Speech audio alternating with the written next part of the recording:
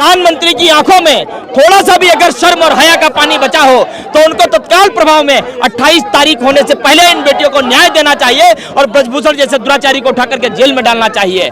अगर ऐसा नहीं करते हैं तो कहीं ऐसा नहीं हो कि किसान आंदोलन से भी बड़ा कोई आंदोलन इस देश में छिड़ जाए। और आंदोलन की ताकत और हैसियत क्या होती है ये प्रधानमंत्री बहुत अच्छी तरीके से जानते हैं। इस बात में कोई दोहराई नहीं है कि सरकार को डर लग रहा है अब, क्योंकि इन पहलवान खिलाड़ियों के साथ फिजिकल तौर पर ही नहीं बल्कि एक भावनात्मक तौर पर पूरा देश इनके साथ जुड़ चुका है बहुत मजबूती के साथ। और आप देखिए, आप कैमरा घुमा कर देखिए कि हजारों हजार की संख्या में आज लोग यहाँ पर पहुंचे हैं इनके समर्थन में। जो कॉल इन्होंने कैंडल मार्च की थी, इधर से बैरिकेड्स बंद कर दिया गया, इंडिया गेट के पास नहीं जाने दिया गया, लेकिन फिर भी हमारे हौसले कमजोर नहीं हैं, हमारा मनोबल कमजोर नहीं हुआ है। हम जहां थे वहीं पर इन्होंने रोक दिया, हमने वहीं से अपने कैंडल मार्च को सफल करके यहाँ से अब हम थोड़ी देर में जंतर मंतर की ओर निकलेंगे और वहां से हम प्रेस कॉन्फ्रेंस करने वाले हैं।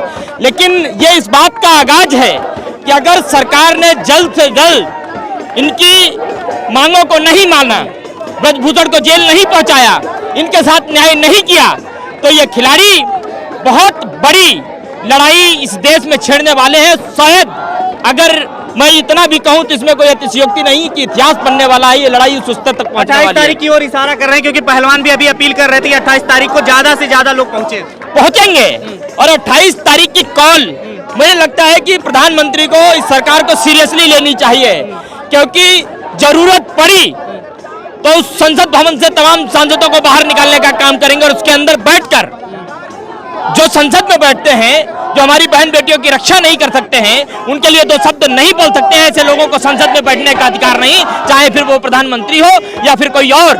हमारे देश की तमाम महिलाएं उस संसद के अंदर बैठ करके इन बेटियों की लड़ाई लड़ने का काम करेंगी, इनको न्याय दिलाने का काम करेंगी। सत्यपाल मलिक जी भी व्हील चेयर पर यहाँ पर दिखे हैं मार्च में, लेकिन बीजेपी का कोई नेता नहीं दिखा। अब आप देखिए, वो तो बीजेपी के कद्दावर नेता रहे हैं, प्रधानमंत्री से उनसे बहुत जूनियर हैं और तमाम नेता तो बौने साबित होते हैं उनके सामने, लेकिन उनका जमीर जिंदा है। उनको लगता है कि ये लड़ाई किसी जाति की नहीं, किसी कौम की नहीं, किसी वर्ग की नहीं, ये लड़ाई इस देश की बेटियों की है, ये लड़ाई न्याय की है, ये लड़ाई इस देश के नौजवान की है, जिसको लड़ना, जिसको समर्थन देना हमारा नैतिक अधिकार है। अगर कोई इसमें नहीं खड़ा होता है तो मैं समझता हूं कि वो मानवता प्रेमी नहीं है, वो इंसानियत प्रेमी नहीं है, वो बहन बेटियों की रक्षा नहीं चाहता है, वो ब्रजभूषण जैसे राक्षसियों के साथ में खड़ा है, बलात्कारियों के साथ में खड़ा है। और सत्यपाल मलिक जैसे इंसान इस बात के प्रतीक बन चुके हैं कि राज्यसभा तमाम राजनीतिक पद की लालसा छोड़ करके यदि न्याय के साथ खड़े होने की जरूरत पड़ेगी तो तमाम चीजें त्याग दी जाएंगी, लेकिन बहन बेटियों की रक्षा और सुरक्षा के लिए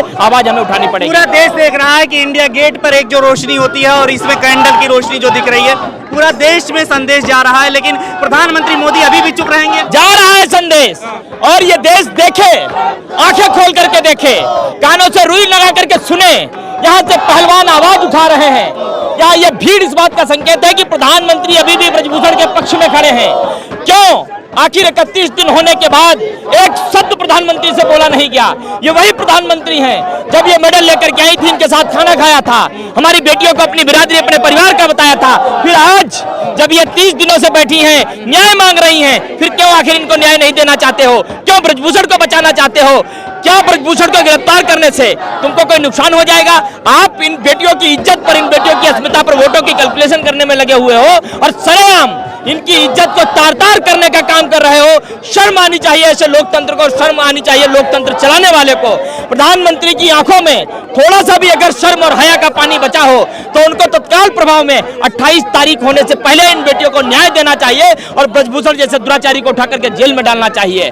अगर ऐसा नहीं करते हैं तो कहीं ऐसा नहीं हो कि किसान आंदोलन से भी बड़ा कोई आंदोलन इस देश में छिड़ जाए। और आंदोलन की ताकत और हैसियत क्या होती है ये प्रधानमंत्री बहुत अच्छी तरीके से जानते हैं, क्योंकि देश की जिस गद्दी पर बैठ करके देश का संचालन कर रहे हैं वो भी कभी ना कभी आंदोलन करके ही देश के प्रधानमंत्री बने हैं। और ये देश धीरे धीरे परिवर्तन की ओर बढ़ रहा है और इस बात का संकेत और गवाही भी है। अगर इसी मानसिकता के साथ हिंदुस्तान को आगे ले जाना चाहते हो तो ये मानसिकता हिंदुस्तान को बिल्कुल भी स्वीकार नहीं है। 2024 में आपके पापों की, आपके कुकर्मों की सजा देने का काम इस देश की जनता आपको करेगी। तैयार रहिएगा इस बात के लिए। और इसीलिए मैं कहता हूं कि अब याचना नहीं, रण होगा। ये रण बहुत भीषण होगा, क्योंकि बचाना है पूरे फेडरेशन सिस्टम को। अब इसलिए सलाखों के पीछे ब्रजभूषण सरल होगा। जय हिंद, वंदे मातरम। खबरों में बने रहने के लिए फोरम 4 को सब्सक्राइब करें और नोटिफिकेशन पाने के लिए बेल आइकन दबाएं।